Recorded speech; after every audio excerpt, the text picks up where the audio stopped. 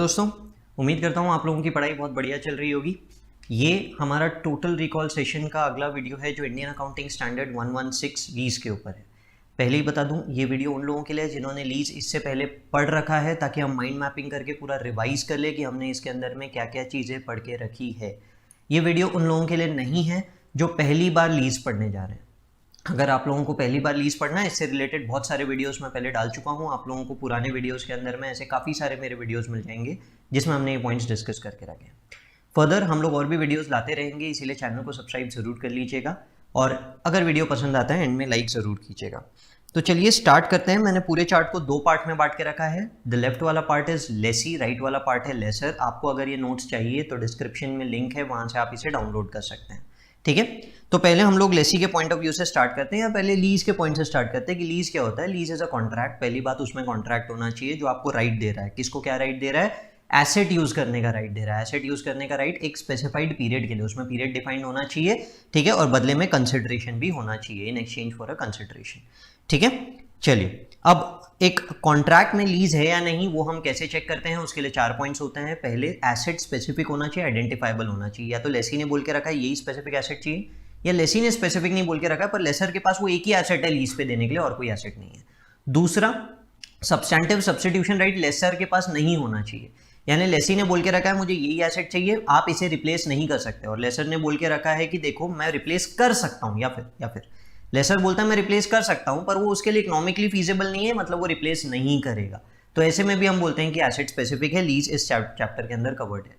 अगर substantial substitution right तब exercise होता है जब पहला वाला एसेट खराब हो गया, इसीलिए हम उसे रिप्लेस करेंगे, तो उसे सब्सटैंशियल सब्स्टिट्यूशन राइट नहीं बोलते, ध्यान रखेंगे। ठीक है, तीसरा, उस एसेट का जो लीज पीरियड है, उस लीज पीरियड के दौरान उस एसेट से जो भी इकोनॉमिक बेनिफिट हो रहा है, मेजर जो भी नहीं, मेजर 90% और मोर, वो पूरा का पूरा लेसी को ही अराइज हो रहा है उस एसेट के यूज करने से, ना कि उस एसेट को परचेज करने से रिलेटेड जीएसटी क्रेडिट या कोई गवर्नमेंट कंसेशन, उसके बारे में बात नहीं हो रही है। ठीक है, चौथा, लेसी डायरेक्ट करता है कि इस एसेट को वो किस तरह से यूज करना है। अगर ये सारी कंडीशन सेटिस्फाई होती है तो फिर ये लीज इस चैप्टर में कवर होता है। ठीक है, लीज, नॉन लीज, कभी कभी कुछ ही कॉन्ट्रैक्ट्स के अंदर में लीज भी होता है, नॉन लीज कंपोनेंट भी होता है। मैंने एसेट लीज पे दिया, साथ में मेंटेनेंस कॉन्ट्रैक्ट भी है, तो आपको लीज और नॉन लीज को अलग अलग करना पड़ेगा। नॉन लीज कंपोनेंट को 115 गवर्न करता है, और जो 115 for revenue from lessors point of view, हमारे पॉइंट ऑफ व्यू से वो एक्सपेंस होता है, और जो लीज कंपोनेंट है वो इस चैप्टर में कवर होता है। हाउएवर, इस चैप्टर के अंदर में आपको एक प्रैक्टिकल एक्सपीडियंट दिया हुआ है जो बोलता है कि अगर आपका जो नॉन लीज कंपोनेंट है वो बहुत ही मिनिमल है तो आप उसको सेपरेट मत कीजिए। ये सेपरेशन कैसे होता है लीज और नॉन लीज कंपोनेंट में? लीज रेंट का, we need to determine the fair value of the lease component, fair value of the non lease component. उसके फेयर वैल्यू के रेशियो में जो लीज रेंट है उसको स्प्लिट कर दिया जाता है। आई होप इट इज क्लियर। आगे बढ़ते हैं। इनिशियल रिकॉग्निशन किस तरह से होता है? सबसे पहले डिटरमाइन की जाती है लीज लायबिलिटी। लीज लायबिलिटी कैसे निकालते हैं? डिस्काउंट करके प्रेजेंट वैल्यू निकाला जाता है। किसका? एक होता है फिक्स पेमेंट, फ्यूचर में जो पेमेंट देना है वो फिक्स है। दूसरा वेरिएबल। वेरिएबल सारे के सारे इंड AS 116 में लीज लायबिलिटी का पार्ट नहीं बनते। जो इंडेक्स बेस्ड है, जैसे कि मेबोर पे बेस्ड है, लिबोर पे बेस्ड है, कंज्यूमर प्राइस इंडेक्स पे बेस्ड है, या फिक्स रेट है, 10% इंक्रीज हो जाएगा रेंट हर साल। ठीक है, इस तरह के जो वेरिएबल रेंट वाला पोर्शन है वो आपके लीज लायबिलिटी का पार्ट बनता है। इसके अलावा रेसिडुअल वैल्यू गारंटी अगर आपने कुछ दी है तो वो, अगर कोई आपने एंड में परचेस ऑप्शन लेके रखा है लेसी ने कि वो एंड में उसे परचेस कर सकता है, पीओ परचेस ऑप्शन उसने लेके रखा है और वो इस ऑप्शन को एक्सरसाइज करेगा, ये एक्सपेक्टेड है, तो फिर वो भी ले लिया जाएगा। अगर वो सोच रहा है कि वो लीज को जल्दी एंड कर देगा और उसमें अगर किसी प्रकार की कोई टर्मिनेशन पेनल्टी लगने वाली है उसको, तो टर्मिनेशन पेनल्टी भी लीज का पार्ट बनेगा। और अगर आपको कोई लीज इंसेंटिव मिला है लेसर की तरफ से तो लीज इंसेंटिव भी। ध्यान रखिए, ये जो भी बातें मैंने बोली है, ये एक होता है कमेंसमेंट डेट, एक होता है जिस दिन मैंने एग्रीमेंट किया, और एक जिस दिन से ये रेंट वगैरह सब कुछ शुरू हुआ या लीज का पीरियड शुरू हुआ, यानी आप उस प्रॉपर्टी पे चले गए, उस एसेट को यूज करने लग गए। जब आप यूज करने लग गए तब से कमेंसमेंट डेट होता है, उसके पहले एग्जीक्यूशन डेट होता है। ठीक है, तो कमेंसमेंट डेट के बाद जो भी पेमेंट्स की बात होती है वो लीज लायबिलिटी का पार्ट होता है। एग्जीक्यूशन से कमेंसमेंट के बीच वाला पार्ट लीज लायबिलिटी का पार्ट नहीं होता, ये याद रखना है।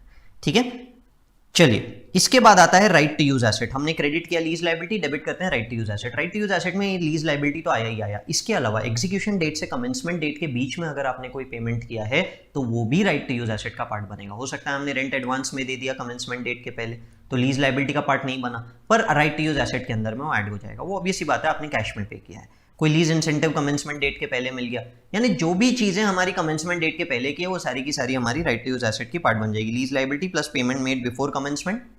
ठीक है, minus lease incentive before commencement, अगर कमेंसमेंट के पहले मिला है, कोई लीगल कॉस्ट लगा है तो ट्रांजैक्शन कॉस्ट भी लीज लाइबिलिटी का पार्ट हो जाएगा। डीकमीशनिंग लाइबिलिटी, डीएल यानी decommissioning liability as per India 16, वो भी लीज लाइबिलिटी का पार्ट बन जाएगा। Sorry, right to use asset, right to use asset, मैं लीज लाइबिलिटी बोल रहा हूँ, राइट टू यूज एसेट, ठीक है। अब लीज टर्म का कंसेप्ट ध्यान में रखिए, लीज टर्म के बेसिस पे लीज लाइबिलिटी डिटरमाइन होती है। तो लीज टर्म में हम देखते हैं कि कितने समय तक हमारा लीज चलेगा। कोई भी एग्रीमेंट में दिया होता है कि कितने पीरियड का लीज टर्म है। हाउएवर, अगर उसमें ऑप्शन है कि आप इस लीज को रिन्यू कर सकते हैं, एक्सटेंड कर सकते हैं, और ऑप्शन सिर्फ लेसी के पास है, म्यूचुअल कंसेंट नहीं, लेसी की इच्छा हुई तो वो एक्सटेंड करेगा। और अगर एक्सपेक्टेड है कि लेसी बोलता है हाँ हम तो एक्सटेंड करेंगे, लग ही रहा है उसकी बातों से, तो वो भी पीरियड को लीज टर्म का पार्ट माना जाएगा। माइनस अगर एक्सपेक्टेड है कि वो अर्ली एंड कर देगा, जल्दी एंड कर देगा, लीज पीरियड 10 साल है पर वो तो 5 ही साल में जगह को छोड़ देगा, तो टर्मिनेशन पीरियड को माइनस कर देंगे अगर वो ऐसा कर सकता है तो, ठीक है। तो अब इन्होंने बोला कोई डिफरेंस अगर आता है, एंड में अपन बोल रहे हैं कि कोई भी डिफरेंस है lease liability right to use asset के बीच में, तो या तो वो कैश है क्योंकि आपने कैश में पे कर दिया, फिर भी कोई डिफरेंस अगर रह गया तो पीएल के अंदर में डाल दिया जाएगा। वैसे पीएल में कुछ नहीं जाएगा। सब्सिक्वेंट मेजरमेंट लीज लाइबिलिटी बहुत सिंपल है, आपने डिस्काउंट करके निकाला था। मैंने एंड ऑफ द पीरियड के बेसिस पे बोला है, बिगनिंग ऑफ द पीरियड के बेसिस पे मैं बोल दूंगा ओपनिंग, आप उस पर इंटरेस्ट ले लीजिए जो रेट से डिस्काउंट किया था वो रेट से। जो आप पेमेंट कर रहे हैं, रेंट जिसे आप बोल रहे थे, रेंट के नाम पे आप लीज रेंट पे कर रहे हैं, उसे यहाँ माइनस कीजिए, it will not go to PL, ठीक है। यहाँ से जो इंटरेस्ट है वो पीएल के अंदर में जाएगा। फाइनली आपको क्लोजिंग आ जाएगा। क्लोजिंग का करंट नॉन करंट बाइफर्केशन होता है, मैंने वो भी बताया। क्लोजिंग करंट ईयर का, और आप टेबल बना के निकाल सकते हैं नेक्स्ट ईयर का क्लोजिंग क्या हो सकता है, नेक्स्ट ईयर का, इस साल का क्लोजिंग, नेक्स्ट ईयर का ओपनिंग, उस पर इंटरेस्ट, रीपेमेंट, क्लोजिंग। तो नेक्स्ट ईयर का क्लोजिंग, करंट ईयर का क्लोजिंग माइनस नेक्स्ट ईयर का क्लोजिंग इज नॉन करंट, और नेक्स्ट ईयर का क्लोजिंग एलिमेंट करंट ईयर के लिए करंट माना जाएगा, ठीक है। एक मिनट, ये मैंने उल्टा लिख दिया, सॉरी, ये चार्ट को थोड़ा सा करेक्ट कर दीजिएगा, माई मिस्टेक, ये उल्टा है, ये करंट है और ये नॉन करंट है, ठीक है। तो क्लोजिंग ऑफ करंट ईयर जो भी है minus closing of next year, इतना एलिमेंट तो आने वाले 12 महीने में पे हो जाएगा, इसीलिए करंट, बाकी का पूरा नॉन करंट। आप लोगों को थोड़ा सा चार्ट में चेंज करना पड़ेगा, I am really sorry for that, ठीक है।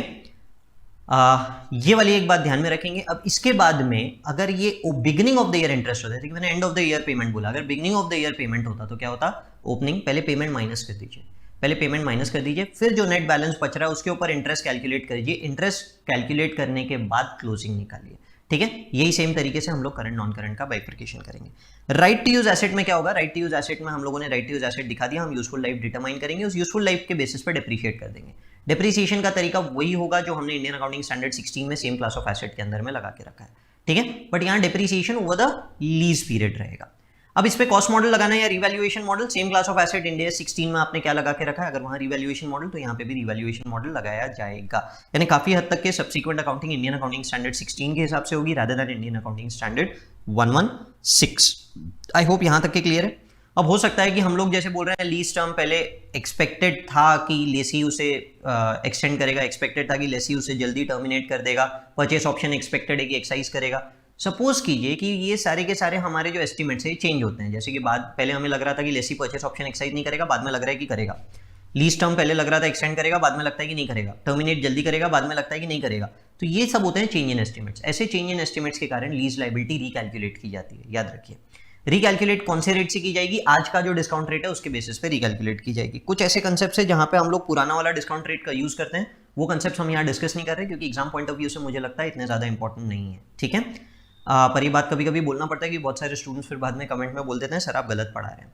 तो मैं पहले यहाँ पे बता देता हूँ हम लोग क्या कर रहे हैं। हम लोग ये जितने भी एस्टिमेट चेंज हो रहे हैं इसके कारण हम लोग रीडिस्काउंट करेंगे रिमेनिंग लीज लाइबिलिटी को, और वो रीलीज लाइबिलिटी को रिमेनिंग को डिस्काउंट करेंगे at a rate at the market rate on with the estimate as change, on the market rate on with the estimate as change. जितना भी lease liability में change है, कम हुआ या बढ़ गया, जो भी हुआ होगा उतने को राइट टू यूज एसेट में एडजस्ट कर देंगे स्ट्रेट अवे, कुछ भी पीएल के अंदर में नहीं जाएगा, ठीक है।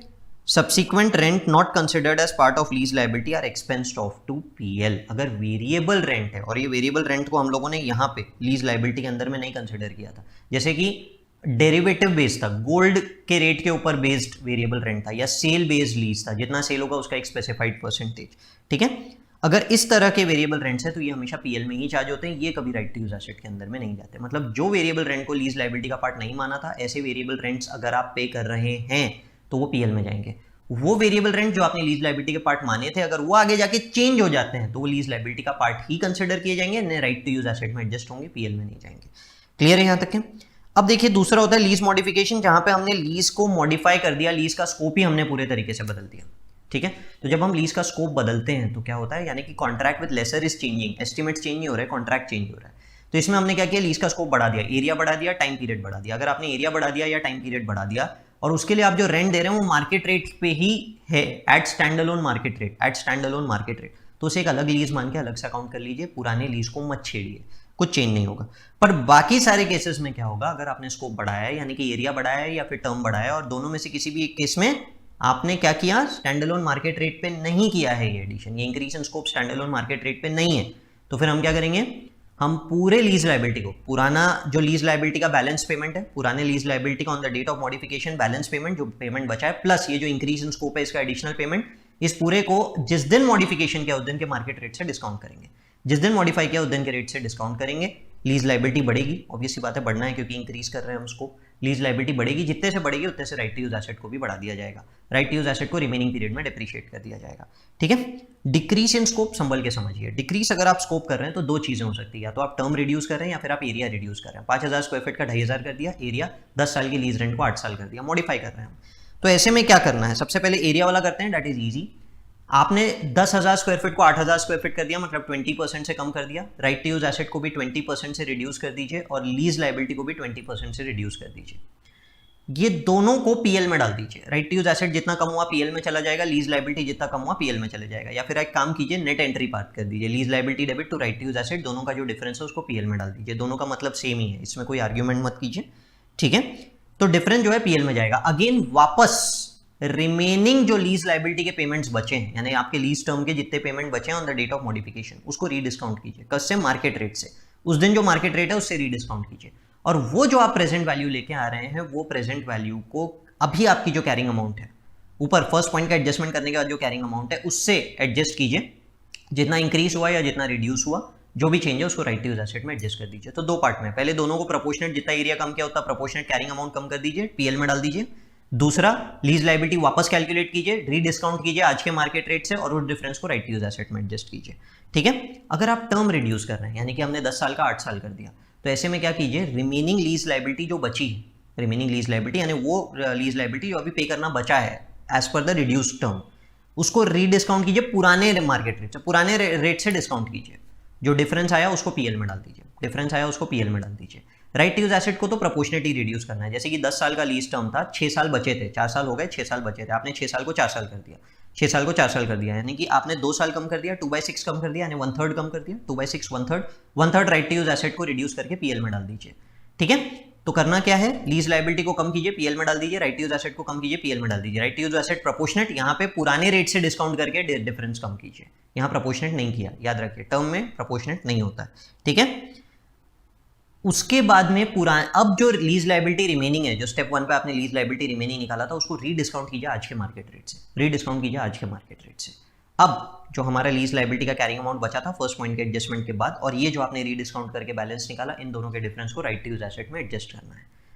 ये fourth point right to use asset में एडजस्ट होगा, बाकी सब कुछ कहां जा रहा था, पीएल में जा रहा था। So this was what lease modification was all about.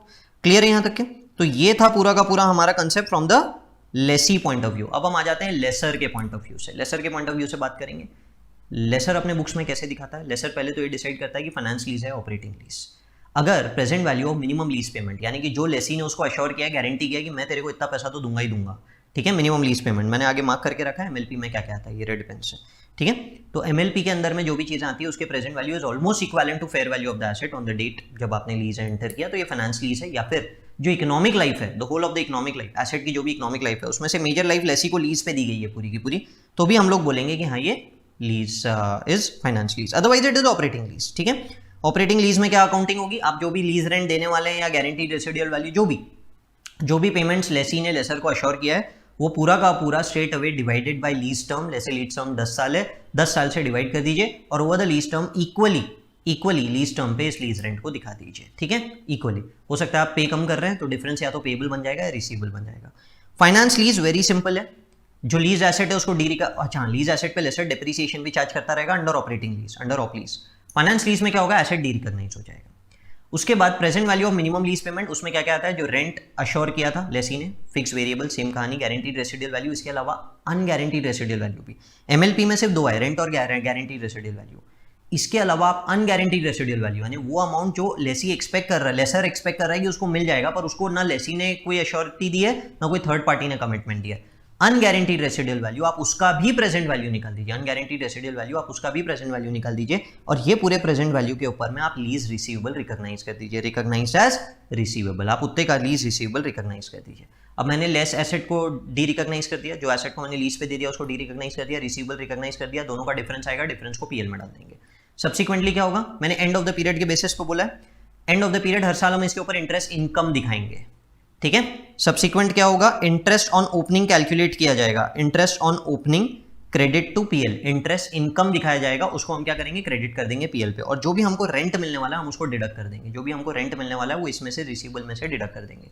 अगर बिगिनिंग ऑफ द पीरियड होता तो पहले जो रेंट मिल रहा है वो डिडक्ट हो जाता रिसीवेबल से, और उसके बाद जो बैलेंस बच रहा है उसके ऊपर हम इंटरेस्ट इनकम दिखाते हैं, ठीक है। Current non current bifurcation same as lessee, वहां पे मैंने आप लोगों को करेक्शन करवा दिया है। ट्रांजैक्शन कॉस्ट अगर कोई लग रहा है तो डिपेंड करता है कि जो आपने एसेट लीज पे दिया है वो आपके लिए क्या था, वॉज इट योर इन्वेंट्री, अगर वो इन्वेंट्री है यानी आप डीलर मैन्युफैक्चरर है तो ट्रांजैक्शन कॉस्ट पीएल में जाएगा, but if it is a PP तो ट्रांजैक्शन कॉस्ट भी आपके फाइनेंस लीज में यानी लीज रिसीवेबल में एडजस्ट होगा, या फिर ऑप लीज के अंदर में आपके लीज रेंट के अंदर में उसका एडजस्टमेंट करते रहेंगे, ठीक है। There are certain term which you need to know. Gross investment, gross investment क्या होता है, undiscounted value of rent, guaranteed residual value, unguaranteed residual value without discounting, उसी को डिस्काउंट कर दीजिए आप ग्रॉस इन्वेस्टमेंट को तो नेट इन्वेस्टमेंट आ जाएगा। इन दोनों के डिफरेंस को अनअर्न्ड फाइनेंशियल इनकम बोलते हैं, ध्यान में रखेंगे। चलिए आगे बढ़ते हैं। The last part of the chapter is sale and lease back, ठीक है।